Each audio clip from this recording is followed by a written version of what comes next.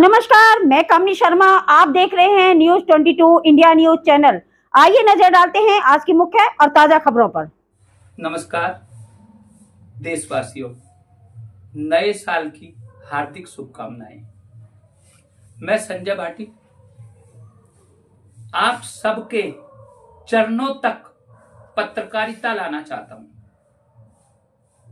जो पत्रकारिता चंद महलों तक और महलों वालों तक है, उसे मैं झुग्गी से लेकर उस मेहनतकश मजदूर तक लाना चाहता हूं, जिसके खून पसीने की कमाई और टैक्स से मंत्रियों की बत्तियां जलती हैं, संसद चलती है, विधानसभाएं चलती हैं। पत्रकारिता केवल चंद नेताओं और संपादकों का खेल नहीं रहेगा। यह केवल उन अखबारों तक सीमित नहीं रहेगी जो अखबार सरकार के विज्ञापनों से चलते हैं। पत्रकारिता केवल प्रेस क्लबों के कब्जे में नहीं रहेगी। पत्रकारिता अब यूट्यूब, ट्विटर और अन्य सोशल मीडिया माध्यमों पर रहेगी। जनहितकारी पत्रकारों पर, जो जनहित के लिए पत्रकारिता करते हैं, उनको कलंकित नहीं किया जाएगा। मेरा यही मिशन रहा।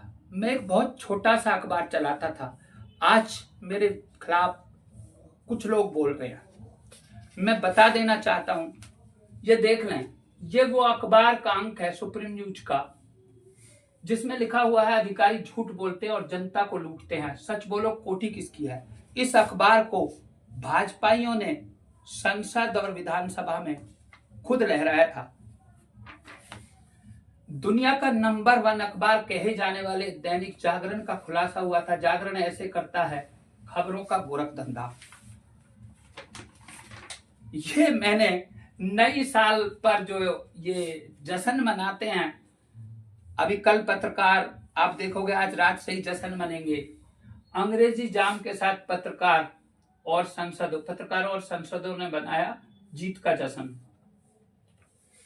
ये जो कह रहे थे, कुछ लोग कह रहे थे कि जागरण की प्रतियां जलवा दी। मैंने जो नहीं जलवा दी, मेरी खबरों को देखकर जनता ने जला दी। प्रशासन जगा, जनता जगी, लेकिन जागरण नहीं। ये जागरण के ही एक पत्रकार के भाई की फर्जी एजेंसी है, जो पकड़ी गई थी, जो जेल गए। ये दैनिक जागरण के नाम पर ब्लैकमेलर खुद जागरण का ब्यूरो चीफ, ये वही अनिल निगम है जिसका बार बार हम नाम लिया करते हैं। ये प्रेस क्लब नोएडा का अध्यक्ष हुआ करता था। ये उस मुकदमे के बाद का मेरा अंक है।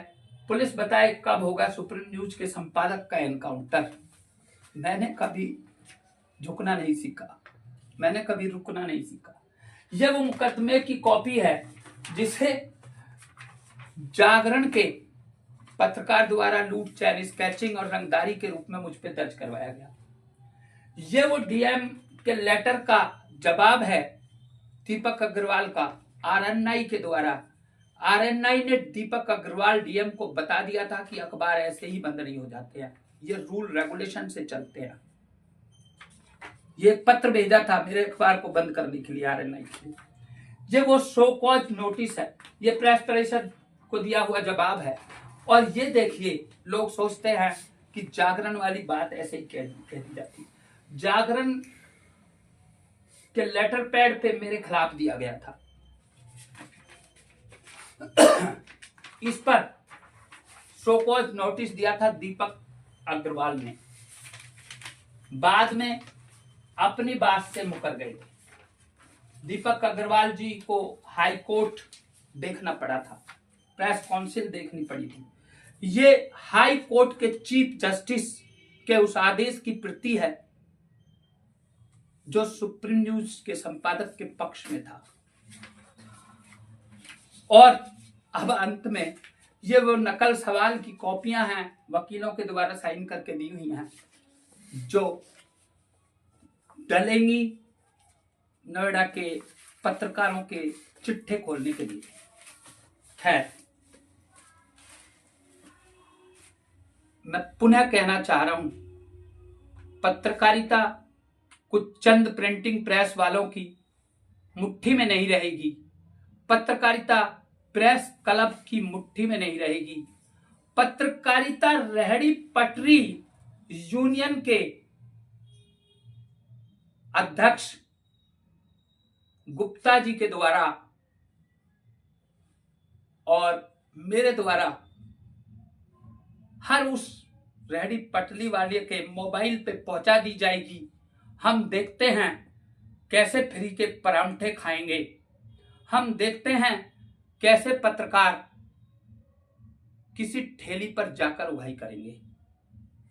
समझ आ रहा होगा। मैं आने वाले दिनों में आपको नाली साफ करने के लिए जो प्राधिकरण का एक अमला लगा होता है, समझ पा रहे हैं नहीं, उनकी यूनियनों में शामिल दिखाई दूंगा। मुझे सबसे पहले धन्यवाद देना है गुप्ता जी का। गुप्ता जी ने मुझे प्रदेश में प्रभार दिया है।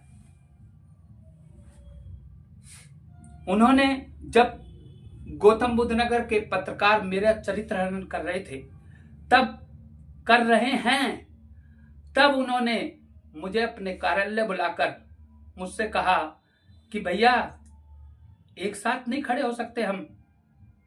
मैंने नोएडा के संपादकों के साथ जाना पसंद नहीं किया और मैंने तय कर लिया कि मैं हर उस आदमी के साथ खड़ा हो जाऊंगा जो मेहनत मजदूरी करता है।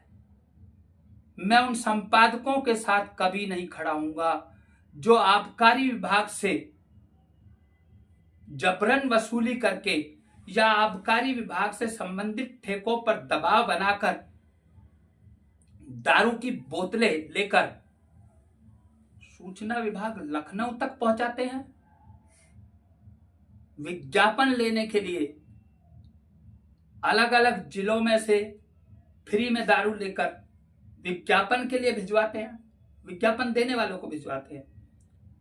बड़ा अजीब लग रहा होगा, ये सच्चाइयां हैं।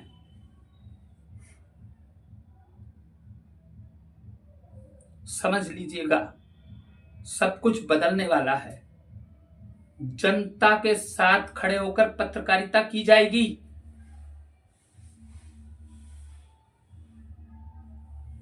प्रिंटिंग प्रेस वालों के साथ नहीं। आप मेरा तेवर देखकर समझ रहे होंगे कि कुछ नए कीर्तिमान गढ़ने के लिए मैं आ रहा हूं। आप घबराए नहीं। जो कुछ पत्रकार, संपादक, अखबार मालिक छोटे छोटे पत्रकारों का मिसयूज करके उनके खिलाफ इस तरह एजेंडा चलाते हैं कि वो मोहन त्यागी की तरह आत्महत्या करने के लिए तैयार हो जाएं या आत्महत्या करने को मजबूर हो जाएं, ऐसा नहीं होगा। मैं लगातार लिख लिख कर प्रार्थना पत्र दे रहा हूं, जिम्मेदार अधिकारी उन पर कार्रवाई नहीं कर रहे हैं। अरे क्या मैं हाई कोर्ट नहीं जानता?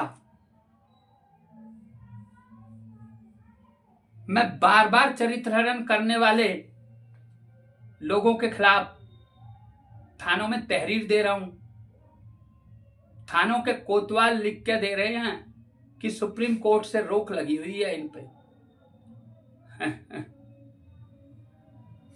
सुप्रीम कोर्ट से रोक उस समय नहीं लगती जब एक दूसरे पत्रकार के खिलाफ उन्हीं धाराओं में मुकदमे दर्ज होते हैं। अरे आप तो अपने थानों में मानहानि तक के मुकदमे लिख देते हैं, जबकि मानहानि के मुकदमे परिवाद के रूप में न्यायालय में पेश होते हैं। समझ लीजिए, सामने कानून का जानकार बैठा है। इसी के साथ मैं आप सभी को पुनः नव वर्ष की शुभकामनाएं देना चाहता हूं। 2025 पत्रकारिता के क्षेत्र में नए आयाम घड़ेगा, ये मेरा वादा है। आपको अपने मोबाइल उठाकर मेरे साथ खड़ा होना है। आप ये मत समझिए कि आप सफाई कर्मचारी हैं। आप ये मत समझिए कि आप रेहड़ी पटड़ी वाले हैं। आपको मंथली उगाने वाले गुंडों से मुक्ति दिला दी जाएगी। नमस्कार। कुछ रह गया, ये कुछ बैग खरीदे गए हैं। ये बैग क्यों खरीदे गए हैं? इनमें कुछ संपादकों को इस तरह फाइलों की तरह, ये देख रहे हो ना, इनमें कुछ संपादकों की जो ज्यादा ही बोलते हैं, ज्यादा ही अनाप शनाप लिखते हैं। मुझे आदत है अदालतों में इस तरह बैग लेके जाने की। मैं अपने मुकदमों में जिरह स्वयं करता हूं।